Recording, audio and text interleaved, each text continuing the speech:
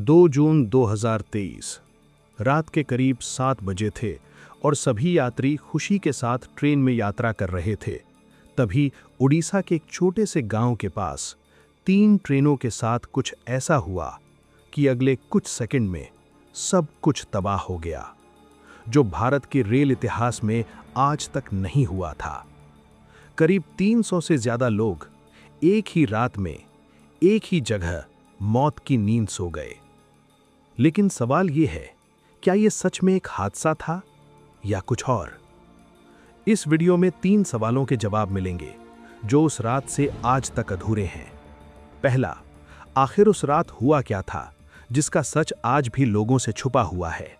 दूसरा, जिस सिस्टम पर लाखों लोगों की जान निर्भर थी, वो उस रात कहां था? तीसरा और सबसे बड़ा सवाल, क्या यह हादसा रोका जा सकता था? रुको, जवाब देने से पहले उस रात की कहानी सुनो शुरू से।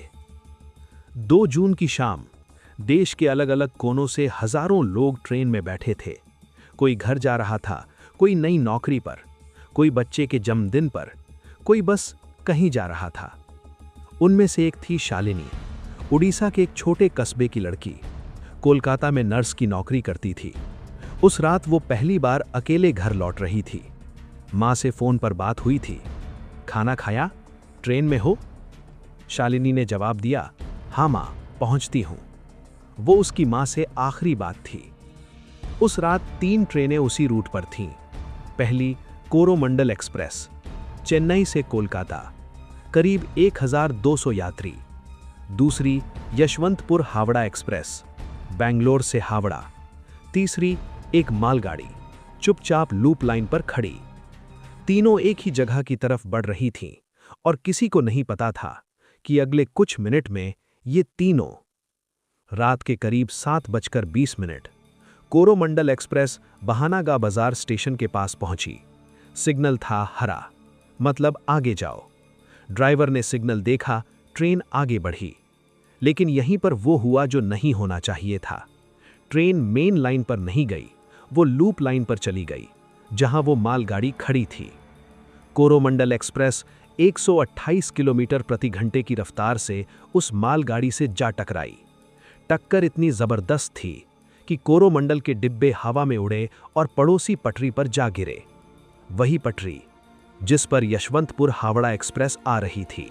वो ट्रेन भी उन्हीं डिब्बों से टकरा गई।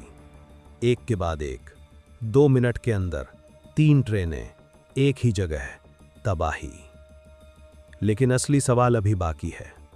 सिग्नल हरा क्यों था जब आगे मालगाड़ी खड़ी थी? भारतीय रेलवे में एक सिस्टम होता है, इंटरलॉकिंग सिस्टम। इसे समझो ऐसे जैसे घर में एक मास्टर चाबी होती है जो तय करती है कौन सा दरवाजा खुलेगा। इंटरलॉकिंग तय करता है कौन सी पटरी पर ट्रेन जाएगी, कौन सा सिग्नल हरा होगा। जांच में पता चला उस रात किसी ने इंटरलॉकिंग सिस्टम में बदलाव किया था। कोरोमंडल को मेन लाइन पर जाना था, लेकिन सिस्टम ने उसे लूप लाइन पर भेज दिया और सिग्नल हरा ही रहा। सीबीआई की जांच शुरू हुई। 3 रेलवे कर्मचारी गिरफ्तार हुए, इंटरलॉकिंग में छेड़छाड़ का आरोप। लेकिन सबसे बड़ा सवाल, कवच कहां था?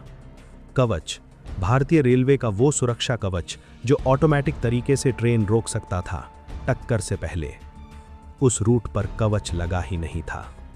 सोचो, अगर एक ड्राइवर को दिल का दौरा पड़ जाए, ट्रेन बेकाबू हो जाए, तो कवच उसे रोक सकता है खुद ब खुद। लेकिन उस रात कोई कवच नहीं था, कोई बैकअप नहीं था, और एक गलती 300 से ज्यादा जिंदगियां ले गई। उस रात स्थानीय लोग पहले पहुंचे, गांव के लोग, बिना किसी ट्रेनिंग के, बिना किसी सरकारी आदेश के। वो टूटे डिब्बों में घुसे, हाथों से मलबा हटाया, घायलों को बाहर निकाला, अंधेरे में, मोबाइल की रोशनी में। शालिनी को उस रात निकाला गया, जिंदा, टूटी हुई लेकिन जिंदा। उसकी मां को जब खबर मिली, वो बस रोती रही घंटों। लेकिन बहुत से परिवारों को अपनों की पहचान भी नहीं हो पाई, इतनी तबाही थी। 321 मुसाफिर, एक रात, एक गलती। तो अब उन 3 सवालों के जवाब। पहला, उस रात हुआ क्या? इंटरलॉकिंग सिस्टम में गड़बड़ी, मानवीय लापरवाही और एक के बाद एक 3 ट्रेनें तबाह। दूसरा, सिस्टम कहाँ था? सिस्टम था, लेकिन टूटा हुआ था या तोड़ा गया था। जांच अभी भी जारी है। तीसरा, क्या ये रोका जा सकता था? हाँ, अगर कवच लगा होता रुक सकती थी। अगर सिग्नल सही होता रुक सकती थी। अगर किसी ने लापरवाही न की होती रुक सकती थी। 321 लोग आज जिंदा होते। भारत की रेलवे दुनिया की चौथी सबसे बड़ी।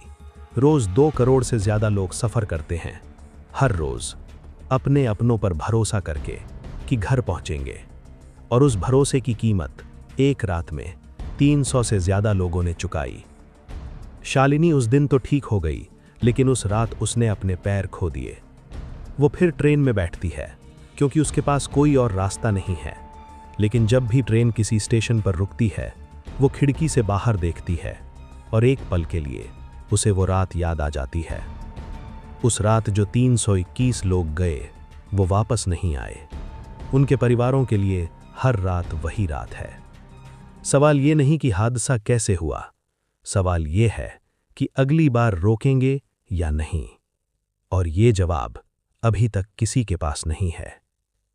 अगर वीडियो आपको थोड़ा भी पसंद आया हो तो वीडियो को लाइक कर एक प्यारा सा कमेंट कीजिए ताकि उन लोगों की आत्मा को शांति मिले, और चैनल को सब्सक्राइब कीजिए ताकि हम ऐसे ही वीडियो लाते रहें।